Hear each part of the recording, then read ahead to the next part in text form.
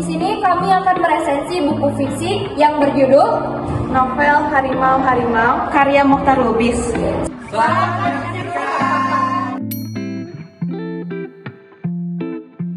Perkenalkan, nama saya Arda Ijal Nugraha dari kelas 12 MIPA 3. Di sini saya akan mengidentifikasi buku novel. Judul buku Harimau-Harimau, penulis Mokhtar Lubis, penerbit Buku Obor, dimensi buku 216 halaman, tahun terbit 1975, genre buku novel. Halo, perkenalkan, nama saya Rizka Silvianur. Di sini saya akan menjelaskan sinopsis novel Harimau-Harimau karya Mokhtar Lubis. Nah, ini adalah novel Harimau-Harimau karya Mokhtar Lubis. Jika kalian penasaran dengan buku ini, yuk kita dengarkan penjelasan saya kali ini. Di sebuah hutan yang luas, Pak Haji, Wakatok, Pak Balam, dan yang muda-muda antara mereka bertujuh, Sutan, Tolib, serta Buyung. Wakatok adalah orang yang disegani sebagai pemimpin karena dipercaya jago silat dan memiliki ilmu goib. Dengan rombongan 7 orang, mereka merasa lebih aman dan lebih dapat bantu-membantu. Mereka semua berkelakuan baik di kampungnya.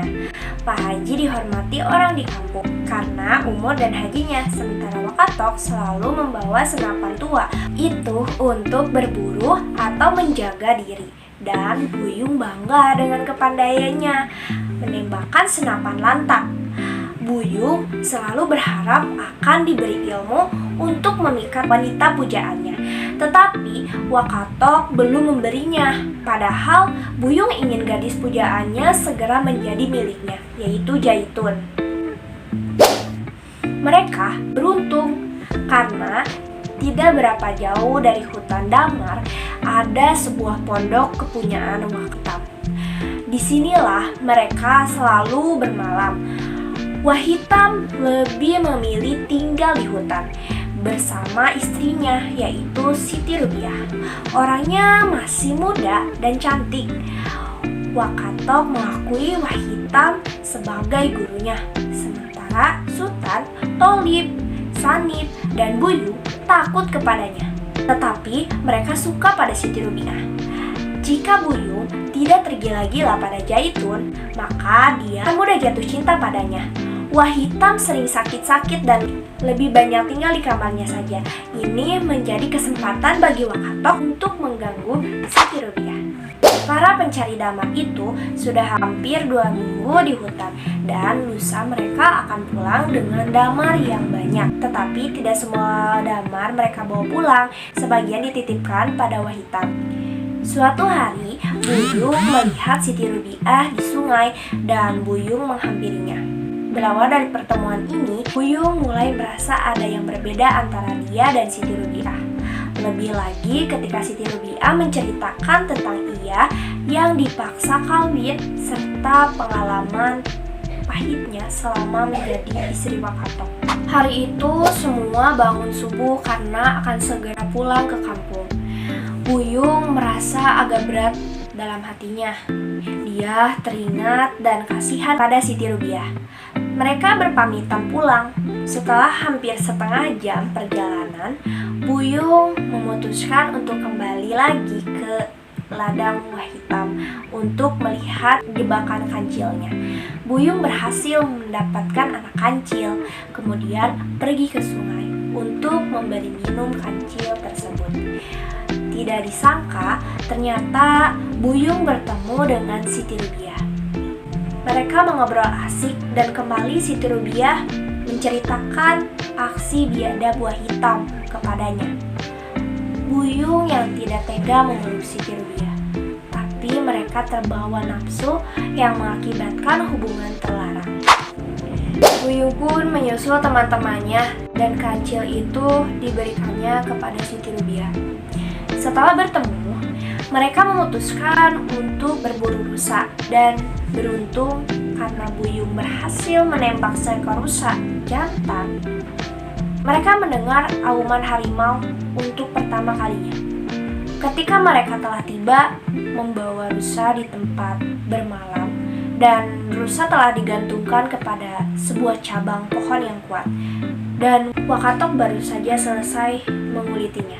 Mereka semua takut dan terdiam, namun hanya sebentar, karena tidak lagi mendengar auman harimau.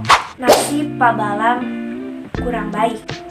Ia diterkam harimau dan dibawa lari jatuh ke dalam hutan. Pak Balam ditemukan dalam keadaan parah. Pak Balam meminta teman-temannya untuk jujur mengakui dosa-dosanya, karena harimau itu dikirim Tuhan untuk menghukum.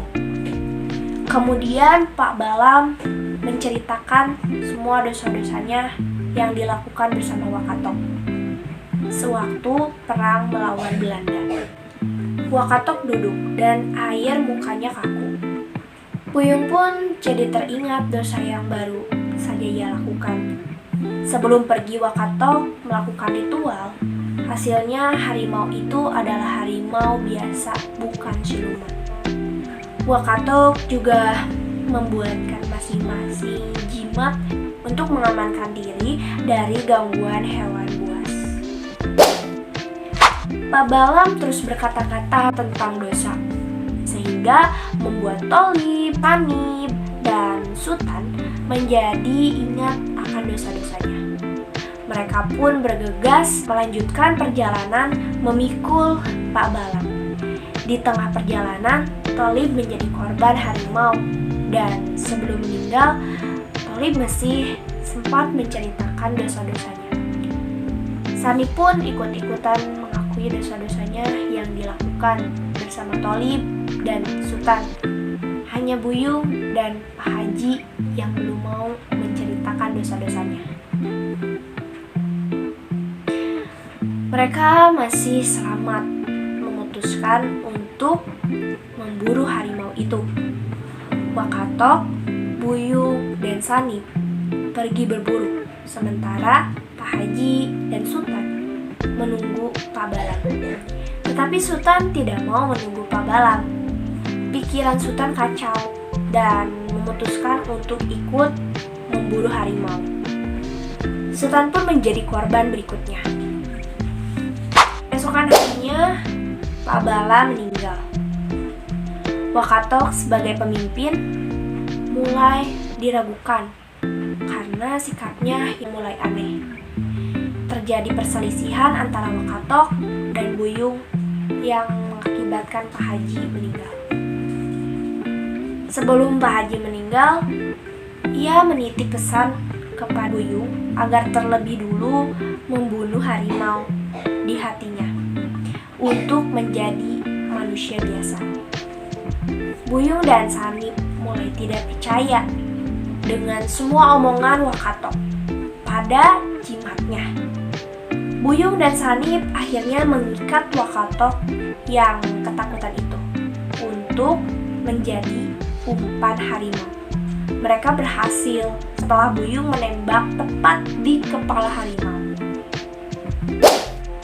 Sebuah kesadaran baru tentang hidup dan manusia terasa tumbuh dalam dirinya. Dia tahu benar kini mereka besok akan pulang ke kampung dan tahu dia tak akan kembali memenuhi janjinya pada Siti Rubiah. Apa yang terjadi antara Siti Rubiah dengan dia adalah sebagai air sungai yang telah mengalir jauh di belakang. Kini telah tertutup, kini telah habis. Dia kini tahu bahwa hidup manusia tak semudah yang disangkanya. Itulah sinopsis dari novel Harimau-Harimau, karya Mohtar Lubis. Unsur intrinsik. Tema yang ingin disampaikan oleh pengarang adalah kepemimpinan, yaitu mengenai kebobrokan dalam sifat seorang pemimpin. Penokohan: Haji Rahmat, sombong, sabar, dan perhatian. 2. Wakatok, keras kepala, pengecut, dan mementingkan diri sendiri. Yang ketiga, Wahitam, kejam dan keras kepala.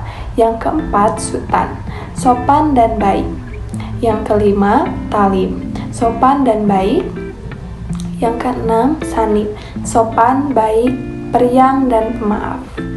Yang ketujuh, Buyung, pemberani, jujur, baik, penurut, dan pemaaf. Pak Balam, baik dan jujur. Yang kedelapan, Siti Rubiah, baik dan sabar, serta penurut. Latar atau setting: A. Tempat, hutan, ladang, sungai, kampung, dan rumah wahitam. B. Latar waktu, yaitu pagi, siang, sore, dan malam, tengah malam. C. Suasana, mencekam, menegangkan. Alur penceritaannya adalah alur maju. Walaupun ada penceritaan masa lalu, tetap ceritanya adalah alur maju, karena hal tersebut mengenang peristiwa. Cerita diawali dari penceritaan tokoh-tokohnya. E. Amanat. 1. Kita sebagai umat manusia janganlah pernah merasa kalau kita hidup sendiri di dunia ini, karena kita tidak bisa hidup sendirian. Kita pasti membutuhkan orang yang ada di sisi kita. 2. Tuhan itu ada, tapi jangan pernah kita memaksakan Tuhan kita pada orang lain. Seperti juga jangan paksakan kemanusiaanmu pada orang lain. 3. Kita umat manusia harus selalu bersedia mengampuni dan memaafkan kesalahan dan dosa-dosa orang lain. Dan kita juga harus selalu memaafkan dan mengampuni orang-orang yang berdosa terhadap diri kita sendiri. Karena Tuhan mengampuni yang berdosa datang padanya dengan kejujuran dan penyesalan yang sungguh. Yang keempat, janganlah menyombongkan diri kita maupun menghendaki kita adalah makhluk yang paling sempurna, karena kemanusiaan hanya dapat dibina dengan mencinta dan bukan dengan membenci. F. Nilai-nilai yang terkandung dalam novel. 1. Nilai sosial, 2. Nilai moral, 3. Nilai politik, dan yang keempat, nilai agama. Kaitan tema novel dengan kehidupan sehari-hari. Tema novel ini masih sangat berkaitan dengan kehidupan sekarang. Dalam kehidupan saat ini, masih terdapat orang yang melakukan kezoliman, kemunafikan, dan keras kepala. Perkenalkan, nama saya Indriani Aulia Putri. Di sini saya akan menyampaikan kelebihan dan kekurangan dari buku novel yang berjudul Harimau-Harimau karya Mohtar Lubis. Untuk kelebihan dari buku ini adalah cover dari novel ini bagus dengan perpaduan warna oranye dan hitam, serta ada gambar seekor harimau dan seseorang yang sedang memegang senapan sehingga membuat pembaca mengira kalau buku ini bercerita tentang perburuan hewan yaitu harimau. Tetapi setelah membacanya, pembaca akan terkejut dengan cerita yang disampaikan oleh penulis. Selain itu, pembaca dapat merasakan ketegangan saat membaca buku novel ini.